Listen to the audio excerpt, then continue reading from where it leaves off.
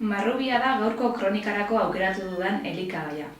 Oraindik ere bere heldutasun gorenera iritsi gabe dauden arren, abian da marrubi garaia. Marrubia oso interesgarria da nutrizio ikuspuntutik, eta gainera orokorrean oso gustokoa den fruta izaten da. Pena, hilabete batzuetan soilik dugula gure artean, baina zer egingo diogu, dagoen bitartean aprobetxatu. Nutrizionalki zergatik da interesgarria? Nagusiki C vitaminaren presentzia altuarengatik. 100 gramo marrubi janda, eguneko C vitamina kopurua hartua izango dugu. E vitamina eta potasio iturri ere bada marrubia. Horrez gain, indize gluzemiko eta karga gluzemiko baxuko frutua da.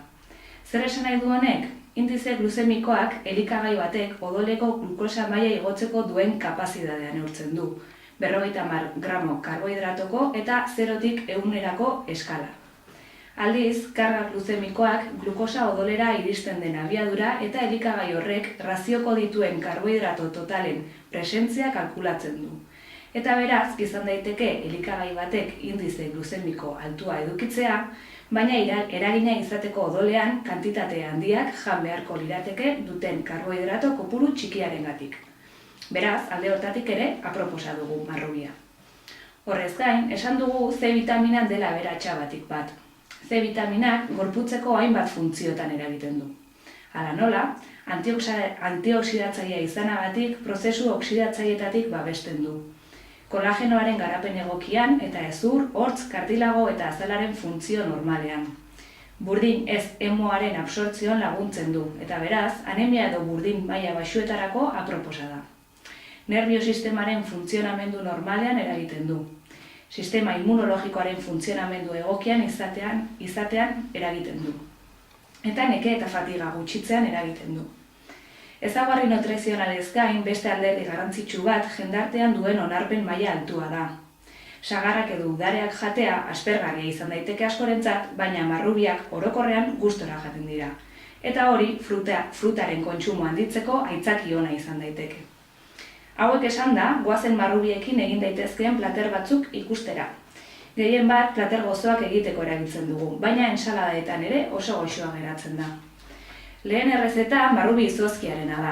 Horretarako beharko ditugun osagaiak pertsonako, platano bat eta 150 gramo marrubi dira. Beharko dugun tresneria berriz, batidora baso potente horietako bat edo batidora txikiekin etorri ohi den prozesatzailea edo txikitzailea. Egiteko oso erraza da. Fruta zatitan moztu eta papel filmean bilduta izozkailuan sartuko dugu. Beraz, komenigarria da izozki hau egin nahi izanez gero beti fruta izoztua izatea eta nahi dugunerako prest edukitzea. Fruta izoztua dugunean batidoran txikitzea besterik ez zaigu falta. Batidorari laguntzeko behi esne edo edari vegetalen bat erabili dezakegu. Eta listo, prest dugu gure marrubizko izozkia.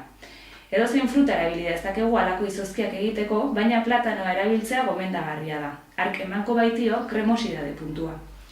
Hurrengo errezeta marrubi pudina da. Beharko ditugun osagaiak, pertsonako 200 gramo marrubi, 2 mandarina eta pare bat goiarakada handi txia izango dira.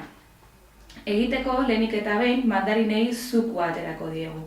Ondoren, baso batean, zuku hori bota eta garbitutako marrubiak gehituko ditugu. Jarraian batidora pasoko diogu. Ondoren, txia haziak gehitu, ondo nahastu eta gau osoan bere hortan utziko dugu. Hurrengo egunean prest izango dugu gure marrubi pudina, gosaltzeko, hamaiketako moduan edo postre moduan erabiltzeko modukoa. Gaurko 3. errezeta marrubi mermelada izango da.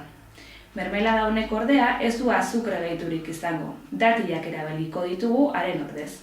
Kilo bat marrubiko 200 gramo datil erabiliko ditugu. Datilak mamitsuak izan beharko dute edo bestela lehenengo uretan beratzen utziko ditugu. Kasu hontan ere, batidora basoa edo prozesatzailea beharko dugu. Mermelada hau prestatzeko lehenik eta behin datilek hezurra baldin badute kendu egingo diogu eta ondoren batidoran txikitu egingo dugu mamia. Guzti txikitu dugunean, berriz,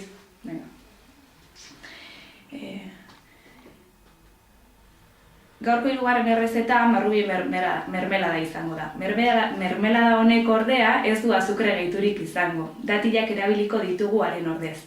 Kilo bat marrubiko 200 gramo datil erabiliko ditugu. Datilak mamitsuak izan beharko dute edo bestela lehenago uretan beratzen utzi. Kasu hontan ere, batidora basoa edo prozesatzailea beharko dugu. Mermelada hau prestatzeko lehenik eta behin datilek hezurra baldin badute kendu egingo dugu eta ondoren mamia batidoran txikitu egingo dugu. Guztiz txikitu ditugunean mermelada modukoa lortuko dugu. Puntu hortan, marrubiak gehituko ditugu eta hauek txikitu arte jarraituko dugu. Eta listo, prest dugu mermelada. Pentsa dezakezuen moduan, edozein frutarekin egin dezakegu errezeta hau ere, eta modu hontan mermelada osasuntsuagoa lortuko dugu. Azkenik, entsalada bat prestatuko dugu. Beharko ditugun osagaiak pertsonako hauek dira. 2 eskukada espinaka hosto fresko, 3 marrubi, fruitu lehor apur batzuk eta kalabaza haziak. Egiteko osagai guztia plater batean jartzea besterik ez dago, marrubiak moztu ditugularik noski. Eta oraindik ere goxoagoa gera dadin, kalabaza haziak zartai batean apur bat ostatzea ideia ona da. Errezeta honekin fruta ensaladetan sartzera animatu nahi zaituztet. Besterik ez gaurkoz, badakizue halako errezeta gehiagorako Facebooken Garazili Zarraga Lertxundi dietista eta nutrizionista moduan aurkituko nauzula. Ondo izan!